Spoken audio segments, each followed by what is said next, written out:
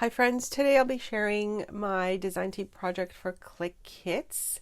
I will be showing you how to make this cute little mini album slash journal, because really it depends on what you how you put it together, that you can use it in many ways. I will link below the supplies I used from Clique Kits, and it's a bunch of these lovely little ephemera pieces from the Inspired by Olivia limited edition kit. You can see all the lovely goodies that are here. I do have an unboxing for these supplies, which I will link below from a previous video. And then I'm just going to show you what I quickly put together, and then we'll make one in the video. I did want to make note that the tutorial part itself is actually from a previous video that I had shared making the same project, but I wanted to just show you in this video how to put it together, just in case you were interested. All you will need is two 12 by 12 sheets of paper to put it together. No staple, no stitching, and it is super fun and easy to make. This was not my original idea. I did have this idea from a previous from a YouTuber that I previously watched, and I do have the original information in the video, which I will also link below in case you're interested. So just taking you through the pages, you'll see all the different little pockets that I've added, different areas that you can journal in, and just different tuck spots, etc. I have left lots of room for photos, and you can see all the ephemera that I have used in this project are from the ephemera kits that came in the Inspired by Olivia kit from Clique Kits. I do have tutorials on my channel, many of them. If you're interested, check out my playlist, and I'll just sort of flip through it and let you see what I have done.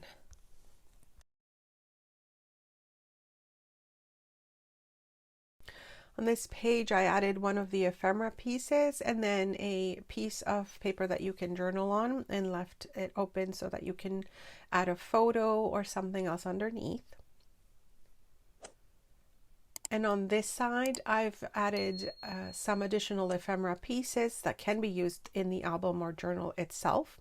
I have clipped them on with a paper clip, so it gives you the opportunity to pull everything out and use it within the album or the slash journal, I should say. And of course, this will also give you an option to add more photos, which I thought this would be a great little area for the new year to start documenting. January, it's a little bit slow, but it's also nice to have memories of that month. So these are areas that you can add a photo or continue to add your ephemera pieces if you wanted to. These could be tuck spots or pockets, depending on how you add them back in your album. So again, more areas for photos, and all these little extra pieces like the pocket page here, I'll show you how we put that together. And you can see I used double-sided paper from the kit, which is really, really lovely. It all goes nicely together. And I think these are lovely colors for January as well.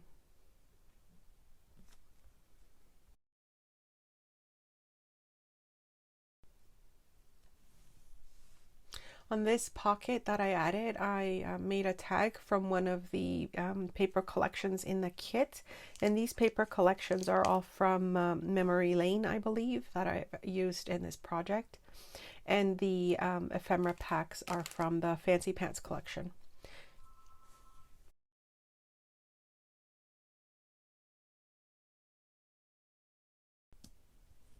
And this belly band, I made it so that you could open it up and do a little bit of journaling. You know, if you add some photos on one of the pages, you can write a little note about it, or, something that you want to keep a memory of. Here I just made some additional little pockets, and then on the back page I just added another tuck spot where you could add a smaller photo or an ephemera piece or a little journaling card if you had something else to document. So that's it, my friends. Let's make one together. I will have links to everything I've mentioned in the description box below. Okay, so you're going to need two pieces of 12 by 12 cardstock. I'm using single-sided, but you can use double-sided if you would like. If you are using a pattern that is supposed to face a certain way, keep that in mind. We're going to cut the pieces at 9 inches, and so you'll be left with a 3-inch piece. And like I said, when you're cutting your paper, if it's directional, make sure that you're cutting it on the directional side. You'll see what I mean in a moment. This one I would cut here. And then we're cutting the large 9 by 12 into 6 by 12 pieces. Okay, so here's a tip. My paper cutter always kind of, I don't know, fudges the line. I like to make a mark at the 6-inch line here on my actual scoring board, and then I know that I'm going to get the right measurements when I'm cutting it on my paper cutter. I don't know if it's just me. So here's you end up basically with 4 sheets that are 6 by 9, and you've got 2 pieces that are left over that are 3 by 12. Put those aside because you'll be using them as well. So now all you'll need to do is score each of your pieces at 4 inches, and then 4.5 inches, and then 5 inches. And so you're seeing that I've got my 9 side up here on the long side. You score at 4 inches, 4.5 inches, and 5 inches, and you're doing that with all the pieces, all your 4 pieces that you have pre-cut. Now, like I said, what I love about this project is that all you're doing is folding and gluing, and you've got your little album. It's going to have the little pockets that you saw, and then you know, the additional piece that we can use for our spine. So this is where you decide which pages you want on the, like which piece you want for your front cover, and the other 3 pieces you will use for your inside pages. The other thing to remember is if you have double-sided paper, then you'll kind of notice when you're doing your folds, it doesn't really matter how you fold it. It only matters if you want a certain pattern to face a certain way. And I'll explain in a moment. So when you fold up all your little creases here, you end up with like a little mountain. You can see that there. So this is basically how we are attaching our pages together. So you'll see when I fold it in the different directions, it really depends again on what kind of paper you are using, if it's going to be facing out your page, or I should say which pattern will be on which side of your page. I made this one with a single-sided sheet so that you can kind of get an idea of the ways that you can flip your pages. Okay, the only thing you have to remember is your hinges here. You have to have your little mountain facing on the inside of your album to attach them together. Okay, so I'm making one of these the cover because it's got a little more pattern, and I just think it looks nicer when you've got a little pattern on the front. Then it's kind of less decorating. So I'm taking my first piece here and see how I'm folding it so that I have the mountain on the inside. Okay, and then you kind of see how they go together. Okay, so now I'm going to add my glue to the hinge itself, and I've got a couple ways that I'm going to show you how to do that. Now you can use your favorite adhesive to do this. I like to use my wet glue for paper because it actually gives me a little bit of wiggle room if I'm not attaching things how I want them. And again, here you're just seeing how we put our pages together. You just have to make sure that your little hinge is kind of popped up on the inside of your album, and this is how we will be attaching them together. Okay, so you've worked that out with your pattern paper, and just make sure that if you have directional paper that it's facing the right way when you are gluing. So I'm putting glue on one side of the hinge here, and then I'm taking my next page and adding glue to the first little hinge that you see here. So just see what I'm doing and it will make sense. You can always pause this and you know, kind of see where I'm attaching things. So I'm just kind of butting it up against the cover page, and then I'm folding it over so that it's attached by that hinge. Okay, so we'll just kind of Make sure that the pages are nicely aligned. Again, this is kind of a bit of a forgiving project. You can always use your paper cutter later if things are, you know, not aligned properly, or take your scissors and align your top and bottom pages, which is what I find is a little bit tricky when you're working with different, you know, paper, etc. So now you can see how we've attached this first page together. So now we'll continue to get our next page. And because I've got two different patterns, I wanted to stagger the way my patterns would show. So if I were to put it this way, I would have two blank pages facing each other, and I didn't want that. So I'm going to flip my little valley and hill, I guess, or mountain, so that again it faces on the inside. And then now I can attach it this way, and then I've got a pattern with a blank page facing the left side. I sort of wanted to stagger my pattern pages as well, and that's why I decided to do that. And again, I'm just adding glue to that center hinge, and then I'm going to be attaching my my page to it. And here you see that I just added glue to one side of the hinge. That's another way you could do it. And make sure that it's attached properly, and then go to your other hinge, pull your paper over, and then attach the glue and hinge it back down. So it really depends what you're more comfortable with when you are attaching the hinges together. I'm just showing you the different ways that you can do it, that it will work out the same way. So here I'm just folding that over that little hinge, and now we've got our next pages attached together.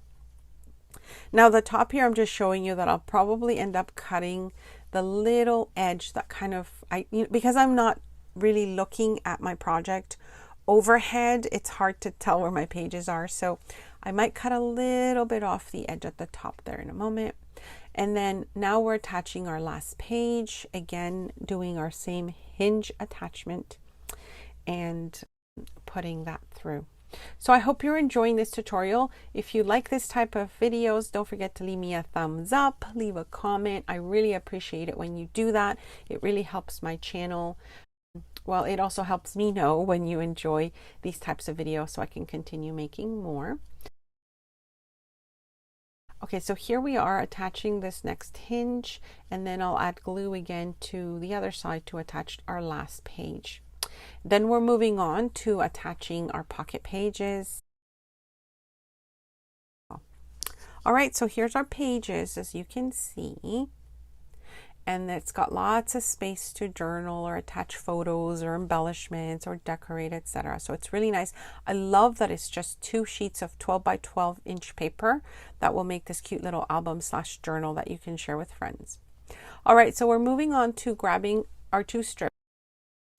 If you think about the direction of your paper, etc., it's important. Here it doesn't matter to me, but if I wanted it to kind of work properly, I would kind of use the non-pattern paper for my pocket. But I decided that one of the pieces that I wanted to use for the center pocket would be this pattern one. What you do is whichever piece you choose, you fold it in half. So that's how you would start kind of piecing your pocket together. One piece you save to use for your cover, and then you'll see what I'm doing in a minute. Okay, so this is going to be part of my pocket page. What you do with this long piece is you just fold it in half, and then make sure that your score is nice and crisp. You'll be taking your second piece and then cutting that one down to 6 inches. So you're basically cutting this one in half. Okay, so I'm just taking that to my cutting board. I'll be cutting it in half, and then I'll be left with 2 pieces that are 6 by 6. Again, here I'm just measuring it based on the actual size of my album, because as I mentioned before, for some reason my cutting board, when I get to the 6-inch mark, it's never correct. So I just always have to double check by adding my little mark on my page to make sure that I've got it right. So you've got 2 pieces here that you've cut down to 6 by 3, and you'll take one of the pieces and fold that one in half, And this is going to become part of your pocket page as well. I decided to use this pattern piece. I am going to cut a little thumb, what do you call that? Oh gosh, you know, when you're recording, it's like you always forget the names of things. Anyways, I'm just going to take my little punch board and just cut a little piece on either side of this smaller cardstock piece. And then you can see now that when we attach it, it's going to make the pocket. So make sure that when you fold over your larger piece, the open end is facing down, and that's what you're going to be gluing to the pocket here. Okay, and that's just going to make sure that you've got your sealed pocket page that we're doing. So see how I've got my bottom end of my open piece and attaching it to the bottom here, and now I've got my little pocket. And then you're going to be left with this little kind of like a 2-pocket sleeve that we will be attaching to our album. Okay, it's going to go this way. Now, another thing that works well in order for this to go smoothly in there is to cut off or like taper the edges of your hinge. So I'm just going to cut just like a little bit on the one side here, just tapering it down, and then doing the same on the other side. This really does help to attach your next piece on it. It just makes it easier to go on. So again, this is where we glue, and we add glue to our hinge. So what I'm doing here is I'm adding glue to one hinge, and then I'm going to be adding glue to the other side. Okay, and when you're attaching your pocket, again, remember to double check which part of your album faces up, which part faces down. So this is my right side facing. My pocket is facing the way I want it to. And now I'm attaching it to the hinge. I hope you can see this. You're just basically sliding it on top of your little mountain there, which is your hinge, and just making sure that it's all the way to the back of your album there. And then you fold it over and you are done. So I'm going to show you what it looks like in a moment. Now I'm just making sure that I've got my score nicely done there. So here's your center pocket, and then you have a pocket on either side. Isn't that super adorable? Now you take your leftover piece, and we are going to cut this down a little bit because this is going to be covering our hinge for our journal / album, and you're going to just cut off an inch. So you're going to be left with a 2-inch by 6-inch piece, and then you can save your little piece there on the side. And we are going to just fold it with our hands because it will just be easier to wrap that around your album, the spine. If you score it and you make a really crisp score, it'll be more difficult to kind of wrap it around here. Okay, so you can kind of see where that's going. And now we're just going to add glue to both sides and then attach it to our album.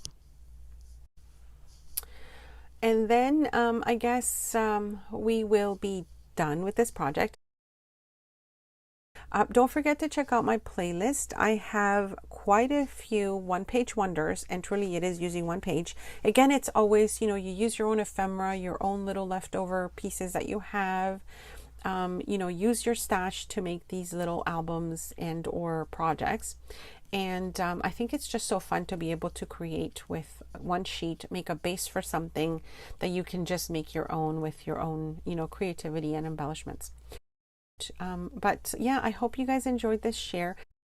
Anyways, thank you for joining me. Thanks so much for stopping by.